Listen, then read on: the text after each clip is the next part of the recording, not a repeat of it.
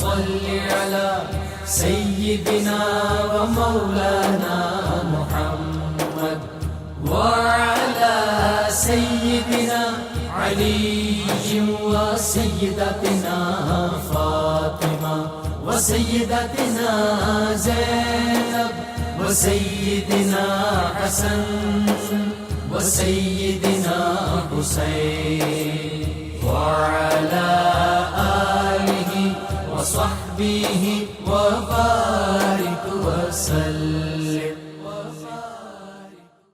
اللهم صل على سيدنا ومولانا محمد صاحب التاج والمعراج والبراق والعلم دافع البلاء والوباء والقحط والمرض والألم اسمه مكتوب مرفوع مشفوع منقوش في اللوح والقلم سيد العرب والعجم جسمه مقدس معطر مطهر منور في البيت والحرم شمس الضحى بدر الدجى صدر العلا نور الهدى كهف الورى مصباح الظلم جميل الشيم شفيع الأمم صاحب الجود والكرم والله عاصمه وجبريل خادمه والبراك مركبه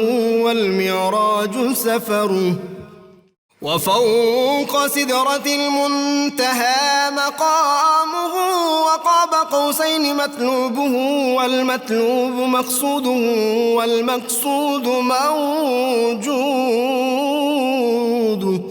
سيد المرسلين خاتم النبيين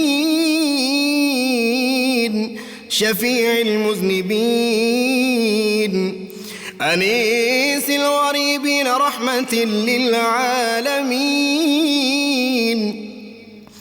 راحة العاشقين مراد المشتاقين شمس العارفين سراج السالكين مصباح المقربين محب الفقراء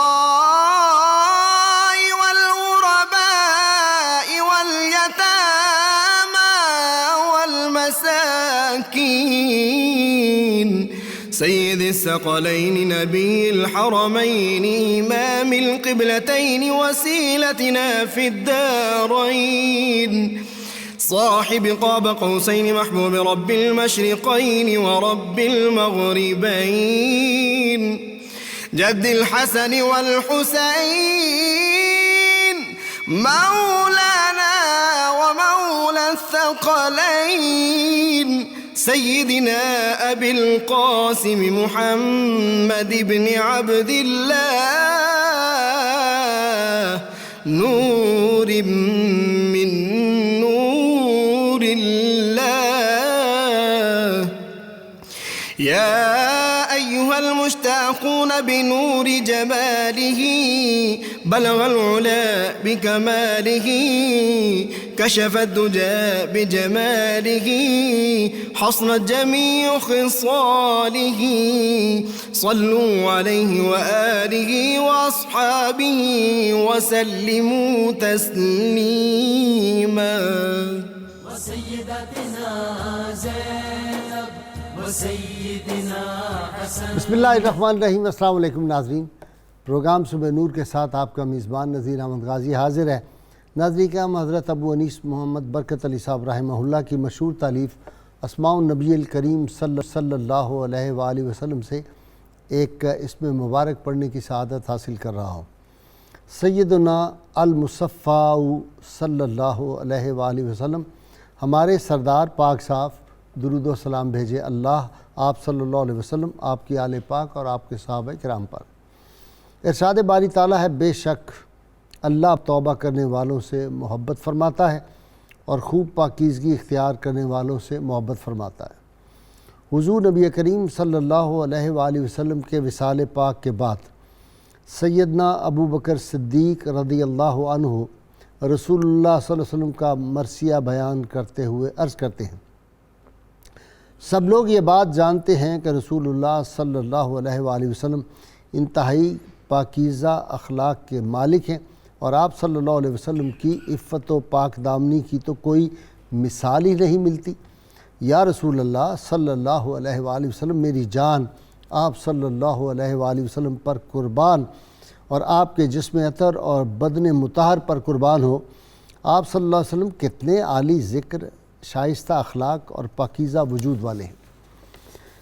ناظرین کرام، رسول اللہ صلی اللہ علیہ وسلم کا دست اقدس بھی کسی کو چھو جائے تو اس کی شان کتنی عرفہ و اعلیٰ ہو جاتی ہے، لیکن ان ہستیوں کا مقام، ان کی عظمت، ان کی رفعت کا کون اندازہ کر سکتا ہے جن کو اللہ کے محبوب صلی اللہ علیہ وسلم سے کئی نسبتیں حاصل ہوں، جو کائنات میں کسی کو حاصل نہیں، قرب زمانی بھی جن کو حاصل ہو، قرب مکانی بھی جن کو حاصل ہو، اور سب سے بڑھ کے قرب وجودی بھی جن کو حاصل ہو، اور پھر ایسا قرب مصطفیٰ صلی اللہ علیہ وسلم حاصل ہو کہ سید عالمین صلی اللہ علیہ وسلم کی سانسوں کی خوشبو بھی ان کے قلب و ذہن میں رچ بس گئی ہو۔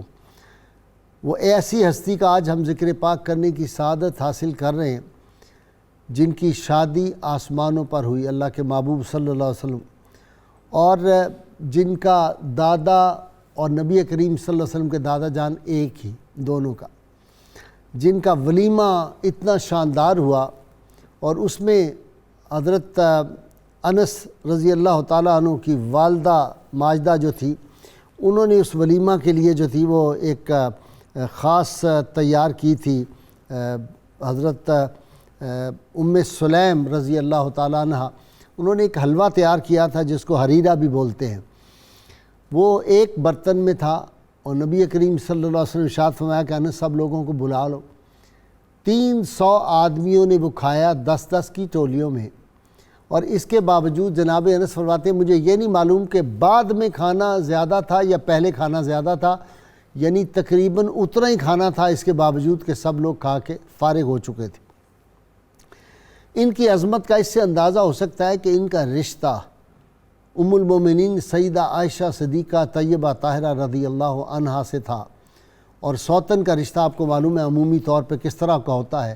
تو ان کی عظمت کے لیے ان کا یہ فرمان ام المومنین سیدہ عائشہ صدیقہ کا کافی ہے کہ انہوں نے فرمایا کہ میں رسول اللہ صلی اللہ علیہ وسلم کے نزدیک مرتبہ میں یہ ہستی میرے برابر تھی، اور پھر فرمایا کہ یہ میں نے ان کو سب سے زیادہ دیندار پایا، میں نے ان کو سب سے زیادہ اللہ سے ڈرنے والی پایا، میں نے ان کو سچ بات کہنے والی پایا، میں نے ان کو سب سے بڑھ کے صلہ رحمی کرنے والی پایا، اور صدقہ و خیرات کرنے والی کوئی خاتون میں نے ان جیسی نہیں دیکھی۔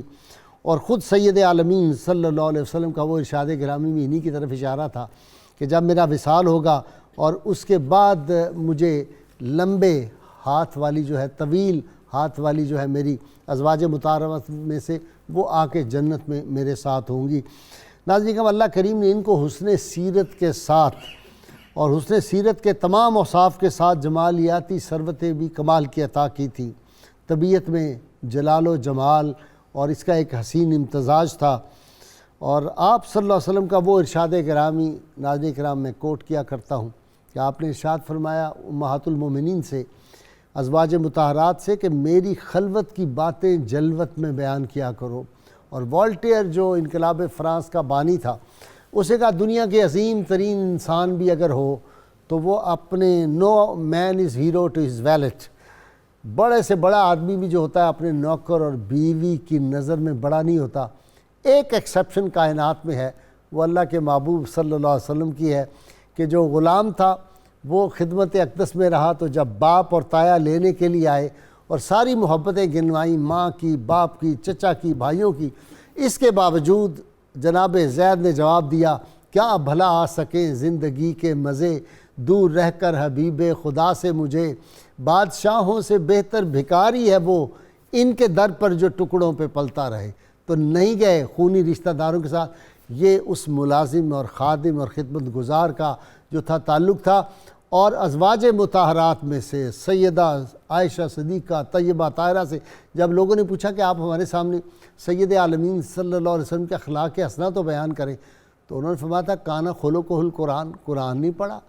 بس یہ قرآن کی جسمانی صورت، وہ جو شیخ اکبر محی الدین ابن عربی رحمۃ اللہ نے فرمایا تھا، قرآن کی جسمانی صورت کا نام محمد صلی اللہ علیہ وآلہ وسلم ہے. آج ناظرین کرام ہم امت کی اس ماں کا ذکر پاک کر رہے ہیں جن کی سخاوت اور جن کا زہد، تقوی، ورع، کشادگی ذہن، اور اللہ تعالیٰ نے ان کو ایک کلزم دیا ہوا تھا ان کے قلب کے اندر سخاوت کا. اور جس دن ان کا وصال پاک ہوا سارے مدینہ میں کوہرام مچ گیا. بیوائیں، یتیم بچے، غریب لوگ روتے ہوئے گھروں سے نکل آئے کہ اب ہماری کون جو ہے کفالت کرے گا. آج میری مراد ام المومنین سیدہ زینب بنت جہش رضی اللہ عنہا سے ہے. ان کی سیرت پاک، ان کا کردار کی عظمتیں، رفتیں، ان کے جمال، کمال، جلال، اس سب کے بارے میں گفتگو کرنے کے لیے میرے ساتھ میرے 3 اسکالر موجود ہیں. آپ تینوں سے ہی بہت اچھی طرح واقف ہیں. میرے پہلے مہمان جناب علامہ محمد احمد برکاتی، کئی کتابوں کے آپ مصنف ہیں، اور دوسرے نوجوان اسکالر اور ایک یونیورسٹی کے شعبہ کے صدر نشین ہیں ڈاکٹر سعید احمد سعیدی، اور تیسرے میرے مہمان نوجوان صوفی اسکالر علامہ ذوالفقار مصطفیٰ ہاشمی. آپ تینوں کا بہت بہت شکریہ. جی برکاتی صاحب. بسم اللہ الرحمن الرحیم. اللہ تعالیٰ نے امت مصطفیٰ صلی اللہ تعالی وسلم کا ایک رشتہ آقا کریم علیہ السلام کے ساتھ ایک باپ کی حیثیت سے بھی جوڑا ہے. حضور صلی اللہ تعالی وسلم آپ خود ارشاد فرمایا کرتے تھے، انی مثل لکم لابیکم، تمہارے باپ ہی کی طرح تمہارے لیے میری مثال ہے. تو اسی کو ہی اللہ تعالیٰ نے قرآن مجید میں استعمال فرمایا کہ ازواجہ امہاتہم، کہ حضور علیہ السلام امت کے باپ ہیں تو پھر آپ کی بیویاں جو ہیں وہ امت کی مائیں ہیں. تو ان ماؤں میں سے ہر ماں جو ہے وہ مومنوں کے لیے، صرف مومنوں کے لیے قابل قدر، قابل احترام اور احترام کے اعلیٰ ترین درجے پر فائز ہے.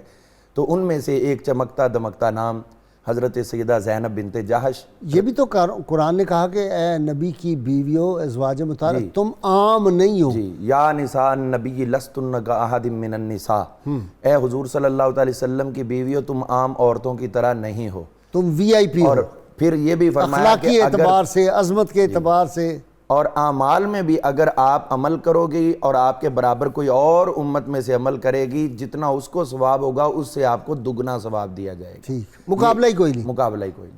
تو اب حضرت سیدہ زینب بنت جہش سلام اللہ علیہا حضور صلی اللہ تعالی وسلم کی زوجہ محترمہ ذیقعد کے اندر 5 ہجری میں حضور صلی اللہ تعالی وسلم کے ساتھ آپ کا نکاح مبارک ہوا.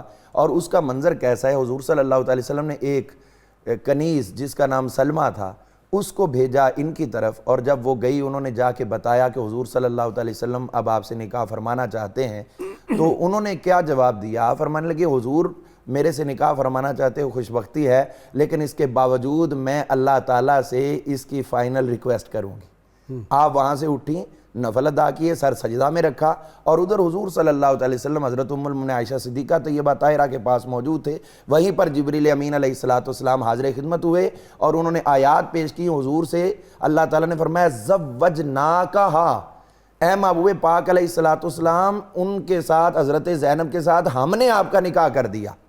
سبحان اللہ. تو نکاح کا لفظ جو ہے، حالانکہ تمام حضور کی ازواج انتخاب باری تعالیٰ ہے، لیکن یہاں قرآن نے جو لفظ بولا ہے زوجناکہا، ہم نے کر دیا. اور اسلوب قرآن پہ اگر ہم دیکھیں تو جہاں پر اللہ نے جلالت کا اظہار کرنا ہے اس وقت یہ ہوتا ہے کہ رب کائنات اپنے کسی بھی جو صفات یا اپنا نام یا کوئی اور چیز استعمال کریں تو صیغہ یا ضمیر واحد کی استعمال کرتا ہے، اور جب شفقت فرمانی ہو، کرم نوازی کرنی ہو تو وہاں پر ضمیر صیغہ جمع کا استعمال کیا جاتا ہے. یہاں اللہ نے زوجنا جمع متکلم کہہ کر اپنی تمام عنایتیں اس شادی کی نظر فرما دی. سبحان اللہ. اور ارشاد فرمایا محبوب ہم نے آپ کا نکاح ان کے ساتھ کر دیا ہے. اب حضور تشریف لائے اور ابھی تک وہ سجدے میں ہیں، اور یہ وہ خوش بختی کا لمحہ تھا. نہیں، یہ جب آئی نا پھر یا تو دوبارہ آئی، یا میں نے جو پڑھا کہ سیدنا زید نے پہلے جا کے یہ خبر جی، دی وہ تھی، میں جب یہ دوبارہ گئیں ہاں جی، بتانے کے لیے کہ آپ کا نکاح آسمانوں پہ ہو گیا تو آپ نے سارا زیور میں اتار وہی کے- عرض کرنے لگا تھا، اسی بات کی طرف آ رہا تھا میں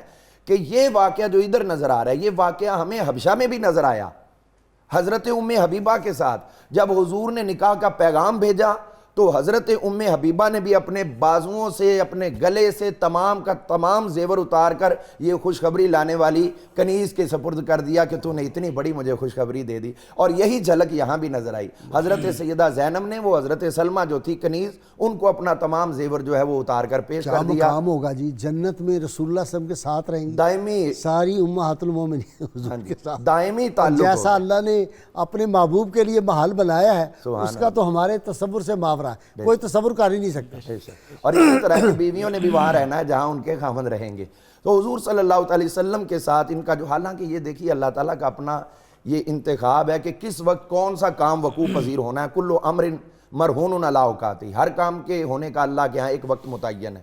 حالانکہ رشتہ داری تعلق داری ان کے ساتھ پہلے تھی جب حضور صلی اللہ علیہ وسلم جی جب اظہار نبوت فرمایا اس وقت یہ 20 سال کی عمر میں تھی، جوان تھی. اور اس کے بعد 13 برس جو ہے وہ مکہ مکرمہ میں گزرے. پھر مدینہ میں آگے جا کر جب ان کی 38 برس عمر ہوئی تو حضور صلی اللہ علیہ وسلم کے ساتھ نکاح ہوا. اور اس نکاح کی یہ برکتیں ہیں کہ حضور صلی اللہ علیہ وسلم کی اس زوجہ محترمہ کی وجہ سے امت پہ بہت سی اللہ نے آسانیاں بھی عطا فرمائیں. اللهم صل على سيدنا ومولانا محمد وعلى سيدنا علي وسيدتنا فاطمة وسيدتنا زينب وسيدنا حسن وسيدنا حسين وعلى آله وصحبه وبارك وسلم.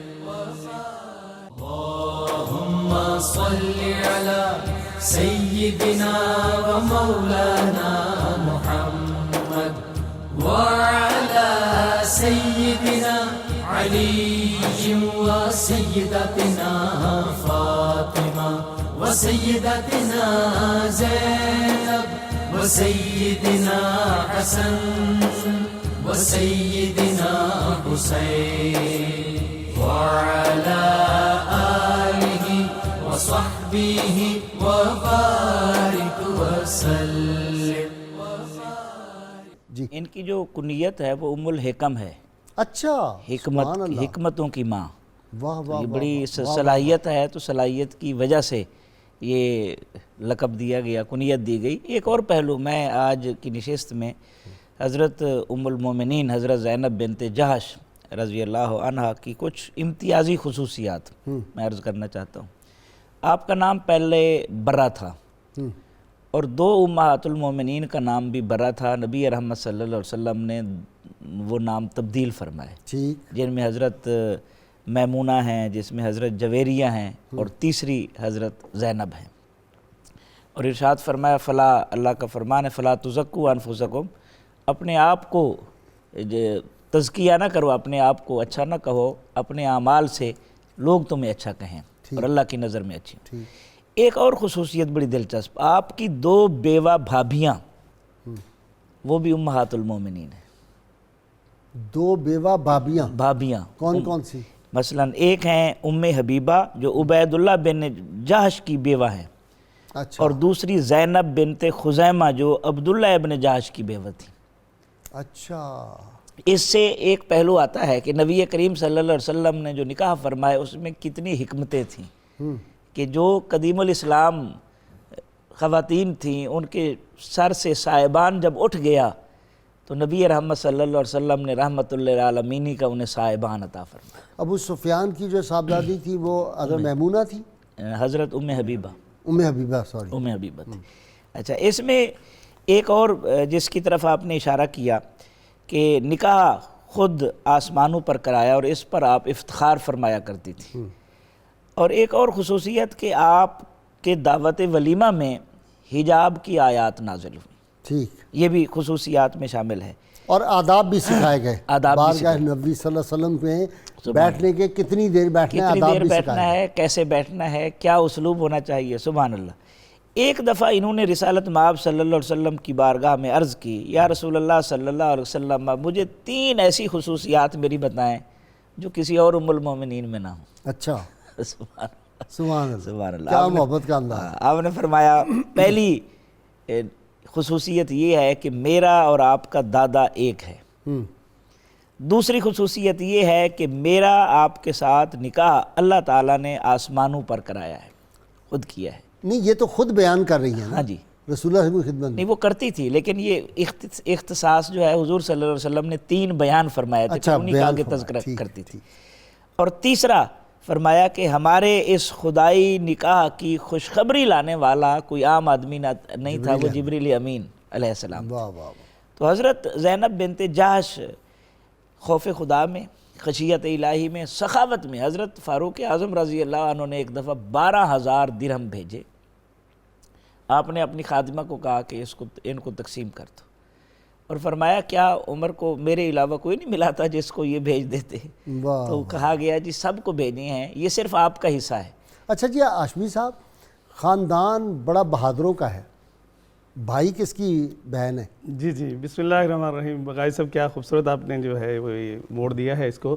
حضرت سیدنا عبداللہ ابن جحش رضی اللہ تعالیٰ عنہ شہید غزوہ احد ہیں، اور احد شریف میں مزارات احد میں آپ کا جو ہے وہ مطلب اس وقت مزار پر نور موجود ہے.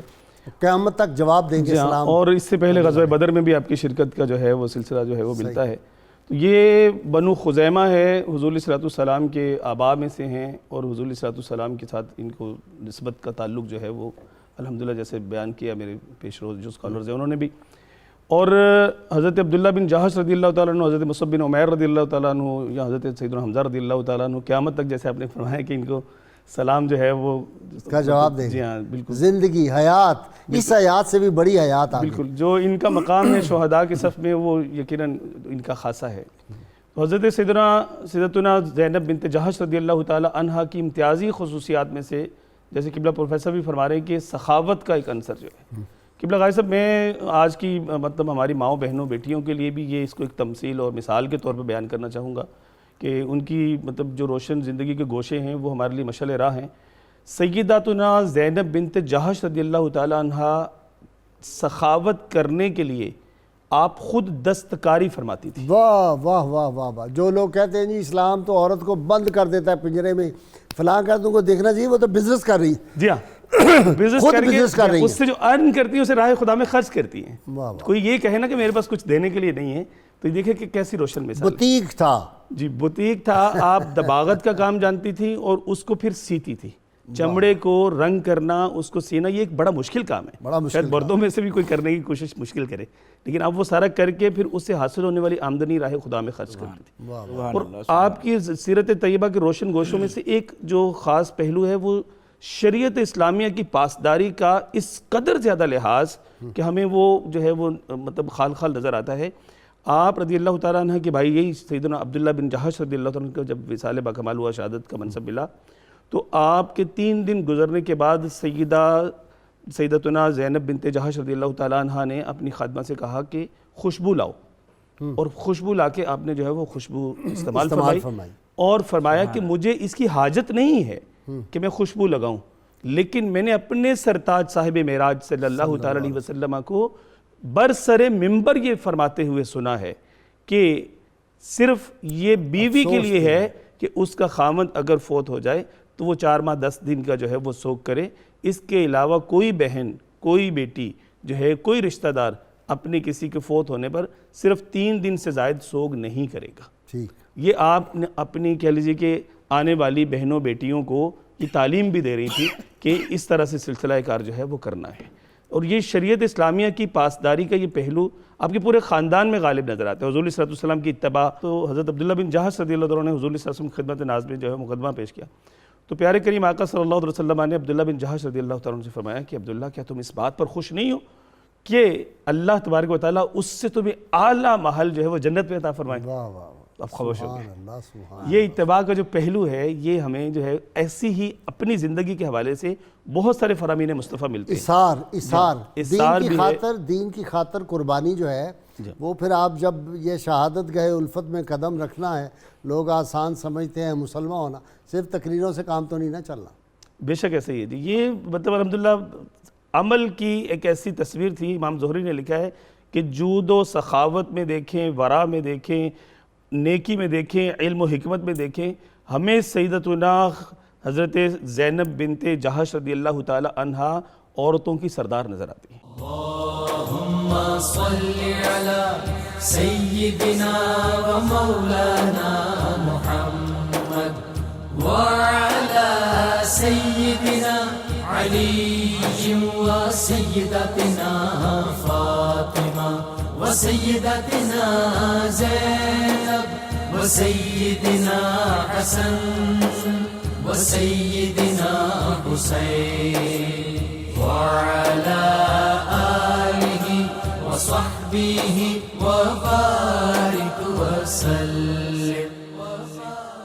اللهم صل على سيدنا ومولانا محمد وعلى سيدنا علي وسيدتنا فاطمة وسيدتنا زينب وسيدنا حسن وسيدنا حسين وعلى آله وصحبه وبارك وسلم وعلى سيدنا علي وسيدتنا. ویلکم بیک ناظرین کرام.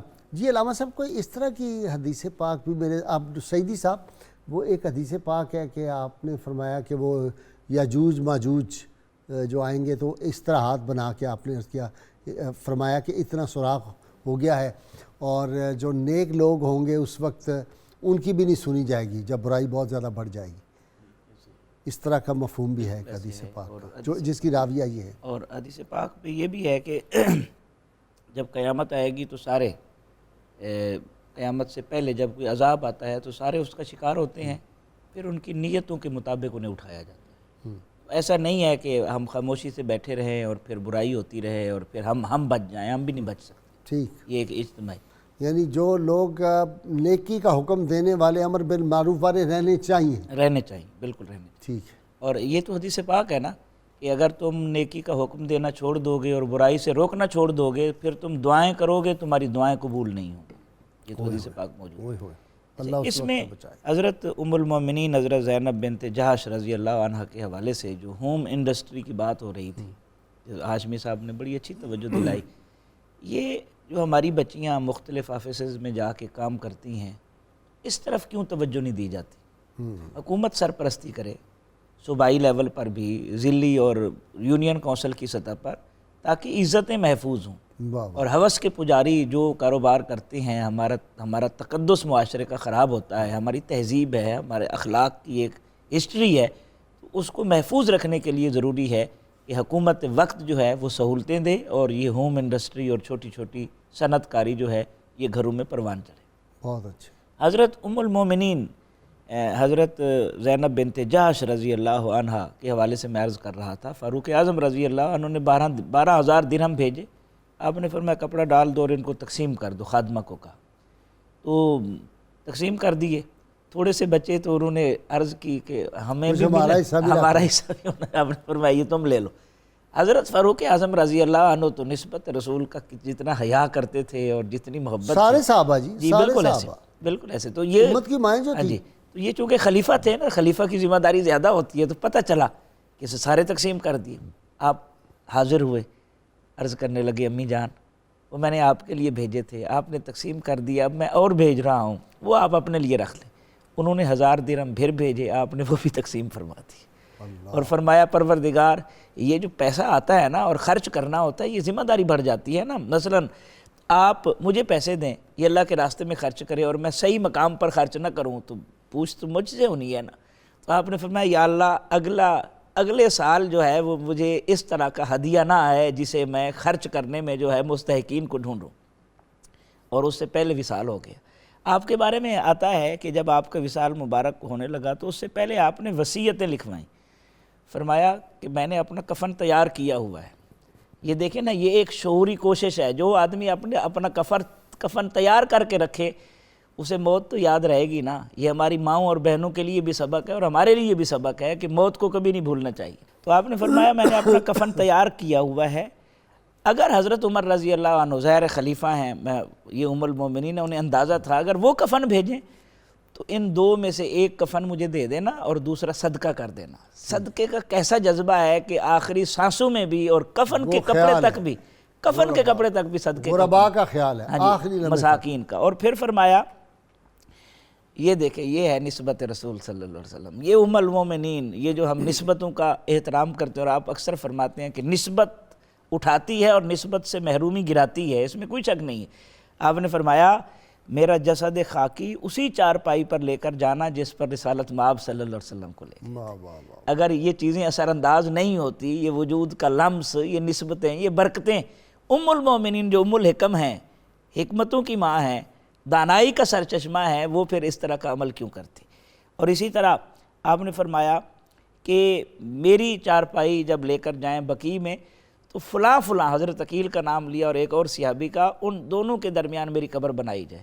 اس کا مطلب ہے قبر بھی سوچ سمجھ کر بنانی چاہیے اور اچھا پڑوس نیکوں کے قریب ہوگی اللہ۔ وہ اصل میں اس میں حکمت، ہاشمی صاحب آپ غور کریں، وہ حدیث پاک جو ہے کہ آدمی کی قبر یا جہنم کے گڑھوں میں سے ایک گڑھا ہے یا جنت کے باغوں میں سے ایک باغ ہے۔ اب جو داتا صاحب کے قریب جس کی قبر بنے گی یا میاں میر کے پاس یا بابا فرید کے پاس، تو وہ جنت کے باغ کے پاس بنے گی، تو جب ہوا چلے گی تو جنت کے باغ کی ہوا ادھر بھی تو آئے گی، ساتھ والے ہمسائے کو بھی۔ کیا خیال ہے؟ جی جی بے شک۔ اور جو سرکار مدینہ صلی اللہ علیہ وسلم کے پہلو میں لیٹے ہوئے ہیں وہ تو ہیں ہی جنت میں۔ جی بالکل، ان کی جو خواہشیں تھیں اللہ تبارک تعالیٰ نے ان کو شرف قبولیت اور کہہ لیجیے قبولیت کے سہرے عطا فرمائے اور ان کو قرب مصطفیٰ صلی اللہ علیہ وسلم نصیب ہوا۔ حضور صلی اللہ علیہ وسلم کو فرمان ہے بقیع والوں کے لیے کہ مطلب ان کی میں سب سے پہلے شفاعت کروں گا۔ تو اسی طرح میں کربلا معلیٰ گیا نا، تو وہاں ایک عالم دین فرما رہے تھے کہ وہاں کے یہ 40 میل کے ایریا میں یہاں جو بھی دفن ہو وہ بخشا جاتا ہے۔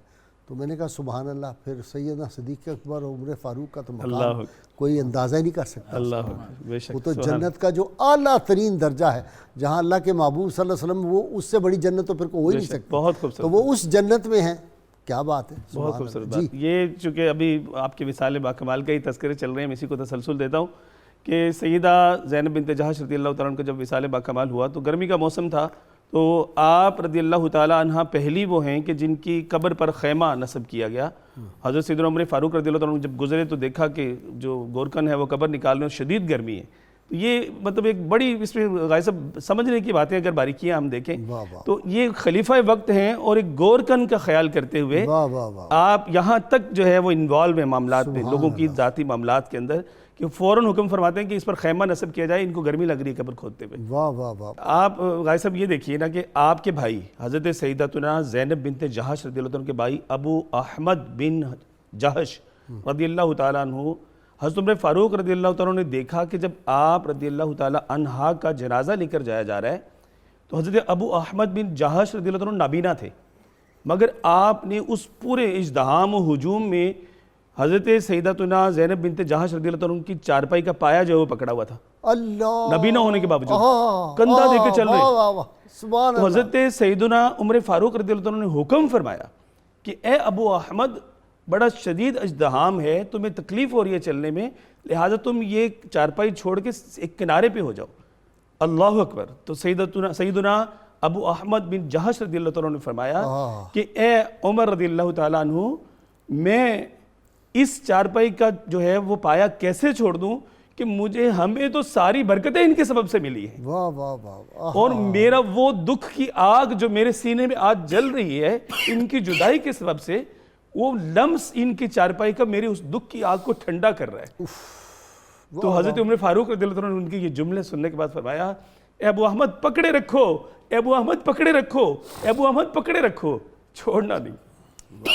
یہ تو اس بات کی، اس پیار کی مستحق ہے کہ آپ کے بھائی، بہن بھائی کا بھی پیار یہاں سے ہمیں سمجھ میں آتا ہے کہ کس طرح ایک بھائی اپنے بہن سے پیار کر رہا ہے، لیکن وہ برکتوں کی حامل ہستیاں، وہ رحمتوں کی حامل ہستیاں جو ہیں ان کے تذکار پاک اپنی نسلوں میں ہمیں چھوڑ کر جانا چاہیے، اور اس کا یہ بہترین ذریعہ اور سبب ہے کہ ان کی یادیں ہم اپنے گھروں میں زندہ رکھیں، ان کی باتیں اپنے گھروں میں زندہ رکھیں، ان کے تذکار پاک سے اپنے ماحول کو معطر و منور کریں۔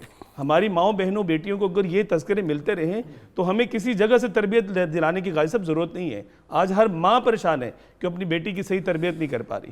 اگر ہم یہ تذکرے اپنی بچیوں کو سنائیں اور پڑھائیں، آپ یقین کریں غالب صاحب، میں یہاں پہ تھوڑا سا آپ کا وقت لوں گا کہ میں رات کو یہ باتیں، میری اہلیہ تھی، میری بیٹی تھی، میری بچوں کی خالہ تھی، میں چونکہ مضمون تیار کر رہا تھا تو میں پڑھ کے ان کے سنا رہا تھا، ویسے بھی یہ تیاری کا بھی ایک اچھا طریقہ ہوتا ہے۔ تو آپ یقین کریں کہ ہر ایک کی آنکھوں میں آنسو تھے۔ تو مجھے یہ محسوس ہوا کہ میں نے یہ بڑا جرم کیا کہ میں نے پہلے کیوں نہیں ان کو یہ باتیں سنی۔ تو ہم اس جرم کو کرنا چھوڑ دیں تو ہمارے ہاں بہت سارے جرائم کے اللہ تبارک تعالیٰ بیک نہیں فرما دے گا۔ بہت ہی بہت اصلاح ہوتی ہے۔ میں تو اب یہ بات آپ نے سنائی تو مجھے سارا وہ واقعہ اپنی والدہ کی وفات کا یاد آیا، اللہ اور وہ چارپائی اٹھانا اور سارا وہ منظر میری آنکھوں کے سامنے گھوم گیا۔ اللہ مائیں بڑی چیز ہوتی ہیں، پھر امت کی مائیں، اللہ ان کا مقام، ایک مسلمان ماں جو پاک باز ہو، نیک ہو، پرہیزگار ہو، اس ماں کا مقام اور اس کا صدمہ، اور جو امت کی ماں ہے ان کا تو پھر مقام براء الورا ہے۔ جی اپنا اسی بات کو اگر ہم تھوڑا اور آگے بڑھائیں تو آپ کے جنازے سے ہی کئی چیزیں اور بھی ہمیں ملتی ہیں۔ جس طرح کہ سب سے پہلے بات ہوئی کہ شامیانہ لگایا گیا، تو پہلی بات تو یہ ہے کہ شامیانہ لگایا گیا ہے قبر انور کے لیے، تو اس کا یہ مطلب ہے کہ یہ شامیانے کا فائدہ براہ راست حضرت سیدہ زینب کے لیے نہیں ہے، بلکہ جو وہاں پر لوگ موجود ہیں یہ ان کے لیے ہے۔ تو اسی لیے جو مزارات بنائے جاتے ہیں وہاں جانے والوں کے فائدے کے لیے ہوتے ہیں کہ اطمینان کے ساتھ بیٹھ سکیں، وہاں پر کلام اللہ جو کچھ بھی ہے اس کا وہ ذکر کر سکیں۔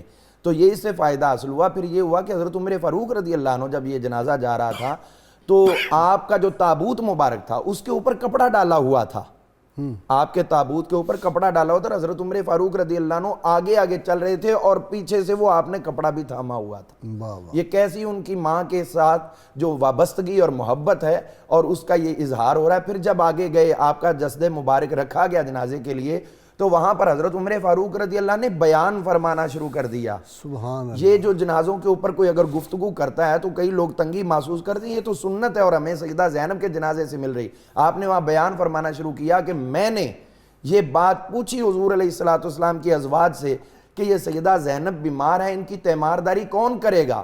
تو ازواج مصطفیٰ کہنے لگی کسی اور کی حاجت نہیں ہے، ہم ان کی تیمارداری کریں گے۔ یہ حضرت عمر فاروق ببانگے دوہل فرما رہے۔ پھر مجھے پتا چلا کہ آپ کا وصال ہو گیا ہے، تو میں نے ان سے یہ پوچھا کہ اب ان کی تجہیز و تکفین کون کرے گا، غسل کون ان کو دے گا؟ تو حضور کی ازواج نے کہا یہ کام بھی ہم کریں گی، ان کی خدمت گزاری ہمارے سپرد ہے۔ آپ فرماتے پھر جب اس کے بعد یہ معاملہ ہو گیا تو میں نے پھر سوال کیا کہ اب ان کو لحد میں کون اتارے گا؟ تو ازواج النبی نے مجھے یہ جواب دیا کہ جو زندگی میں ان کے پاس آ سکتے تھے خونی رشتہ دار وہی ان کو قبر انور کے اندر اتاریں گے۔ تو آپ نے ایک ایک بات کے اوپر کمنٹس دیے کہ جو ازواج نبی نے پہلے میں نے کہا تیمارداری، تو جب انہوں نے جواب دیا بالکل درست دیا ہے۔ پھر جب انہوں نے تجہیز و تکفین کی تو میں نے کہا بالکل آپ نے حق ادا کر دیا ہے۔ اور اب جو یہ مسئلہ بیان کیا کہ قبر کے اندر جو ہے خونی رشتہ دار اتاریں گے تو یہ باقی بجائے، اس کے اندر کوئی غلطی کی گنجائش نہیں ہے۔ غازی صاحب یہ حضرت سیدہ زینب حضور صلی اللہ علیہ وسلم کی مزاج شناس بھی تھیں، زوجہ محترمہ تھی، اور اس چیز کو دیکھتی تھی کہ حضور کس سے خوش ہوں۔ تو آپ کا یہ معمول تھا کہ عصر کے بعد حضور صلی اللہ علیہ وسلم کے لیے شہد کا شربت تیار کیا کرتی تھی اور حضور صلی اللہ علیہ وسلم ادھر تشریف لایا کرتے تھے۔ اب باقی ازواج چاہتی تھی کہ ہماری طرف بھی حضور کی نظر کرم ہو اسی طرح، لیکن یہ تو ان کے جو مقدر میں تھا۔ تو جب انہوں نے یہ پورا پروگرام بنایا کہ حضور صلی اللہ علیہ وسلم تشریف لائیں گے تو ہم اس بوٹی کا نام لیں گے جو حضور صلی اللہ علیہ وسلم کو پسند نہیں ہے، تو کہنے لگے حضور آپ نے کیا فلاں بوٹی جو ہے استعمال کی ہے؟ انہوں نے آپ فرمانے لگے نہیں میں تو زینب کے ہاں جاتا ہوں وہاں سے شہد پی کے آتا ہوں۔ انہوں نے کہا بھی یہ ہمیں ایسا محسوس ہے جیسے آپ نے وہ بوٹی استعمال کی، شاید وہ شہد جو ہے نہیں، وہ شہد کی ایک اور قسم تھی، جی مغافیر، ہاں وہ اور ایک شہد کی قسم تھی، یعنی نعوذ باللہ بوٹی سے کسی کا کوئی بوٹی کے اوپر لگتا نہ ہو جائے، جی مخصوص بوٹی کے اوپر لگتا تھا وہ ایک شربت اور طرح کا، جس طرح ہمارے ہاں شہد جو ہوتا ہے جو اگر بیری کا ہو تو تھوڑا کڑوا ہوتا ہے، یا اگر تمے کا لگ جائے شاید تو بالکل ہی اور طرح کا وہ ہوگا، اسی مغافیر اس کا نام تھا۔ اور جو فلاورز کا ہوتا ہے وہ فلاورز کے اپنا ایک مزہ ہے، یا آم وغیرہ کا جو ہوتا ہے وہ بہت میٹھا ہوتا ہے، یہ جو مالٹے کا ہوتا ہے بہت میٹھا ہوتا ہے۔ جی تو جب یہ بات ہوئی تو حضور صلی اللہ علیہ وسلم مسکرائے, فرمانے لگے, جب سب ازواج نے بات کی بھی اصل میں میری توجہ چاہتی, فرمایا اچھا بھی تم اگر خوش نہیں ہو تو ہم چھوڑ دیتے ہیں اس کو. اب اللہ تعالیٰ کو یہ پسند نہ ہے, اللہ تعالیٰ دیکھ رہا ہے کہ حضور صلی اللہ علیہ وسلم آپ ان کو خوش کرنا چاہتے ہیں. یا ایھا النبی لما تحرم ما احل اللہ لک تبتغی مرضات ازواجک, حضور آپ وہ چیزیں خود پہ حرام کیوں کر رہے ہیں جو اللہ تعالیٰ نے آپ پہ حلال کر دی, آپ ان کو خوش کرنا چاہتے ہیں. نہیں, آپ کا فرض نہیں ہے, آپ امام الانبیاء ہیں, اس سٹیٹس پہ ہیں, ان کا فرض ہے کہ آپ کو خوش کرنے کے طریقے تلاش کریں جیسے حضرت سیدہ زینب نے تلاش کیا ہوا ہے. اللہم صلی علی سیدنا و مولانا محمد وعلی سیدنا علی و سیدتنا فاطمہ و سیدتنا زینب و سیدنا حسن و سیدنا حسین وعلی آلہ و صحبہ و بارک وسلم. اللہم صلی علی سیدنا و مولانا محمد وعلی سیدنا علی و سیدتنا فاطمہ و سیدتنا زینب و سیدنا حسن و سیدنا حسین وعلی آلہ و صحبہ و بارک وسلم. یہ اصل بات ہے. جی وسوسے اور تشکیک جو ہے نا جی, یہ تو شیطان ہر وقت ہمارے دلوں میں ڈالتا رہتا ہے, اور ہمارے لیے یہ بڑی بدبختی کی بات ان لوگوں کے لیے ہے کہ جو امہات المومنین رضوان اللہ تعالیٰ علیہن اجمعین کے حوالے سے, یا صحابہ کبار رضوان اللہ تعالیٰ علیہم اجمعین کے حوالے سے شکیک میں مطلب تشکیک میں مبتلا ہو جاتے ہیں. یہ وہ پاک باز ہستیاں ہیں کہ ان کے ساتھ ہمیں محبت و عقیدت کا رشتہ رکھنا ہے. وہ جی شعر یاد آ گیا ہے تو میرے وہ اس نے آپ کی بے قراری میں پھنس جاتا ہوں وہاں جہاں شعر آ رہی تھی. شہدیں کے فکر و نگاہ سے مٹے نسل و رنگ کے تفرقے, نہ رہا تفاخر منصبی نہ رعونت نسبی رہی. یہ نہ رہا تفاخر منصبی نہ رعونت نسبی رہی. یہ وہ بات ہے سیدنا زید کے نکاح والی, کہ اس میں یہ بھی ایک حکمت جو تھی پوشیدہ تھی کہ سید عالمین صلی اللہ علیہ وسلم کا یہ کمال ہے کہ ایک عرب نے آدمی کا بول بالا کر دیا, خاک کے ذروں کو ہم دوش ثریا کر دیا. یہ ہے کمال. جی بہت شکریہ آپ کا بھی ہاشمی صاحب, آپ کا شکریہ, علامہ آپ کا شکریہ. ناظرین کرام, کتاب الشفا سے نسخے کا وقت ہو گیا ہر قسم کے شر سے حفاظت کے لیے. فرمان نبوی صلی اللہ علیہ وسلم, روزانہ صبح و شام قرآن حکیم کی آخری 3 صورتیں ایک ایک مرتبہ پڑھ کر اپنے آپ پر دم کرنے سے ہر قسم کے شر سے حفاظت ملے گی. فرائض و واجبات کو لازمی ادا کریں, اول و آخر کم از کم 11 مرتبہ کوئی بھی درود پاک جو آتا ہو وہ پڑھیں. سیدنا علی المرتضیٰ شیر خدا فاتح خیبر کرم اللہ وجہ الکریم فرماتے ہیں, 4 باتیں یاد رکھو. سب سے بڑی ثروت عقل و دانش ہے, سب سے بڑی ناداری حماقت و بے عقلی ہے, سب سے بڑی وحشت غرور اور خود بینی ہے, اور سب سے بڑا جوہر ذاتی حسن اخلاق ہے. اللہم صلی علی سیدنا و مولانا محمد وعلی سیدنا علی و سیدتنا فاطمہ و سیدتنا زینب و سیدنا حسن و سیدنا حسین وعلی آلہ و صحبہ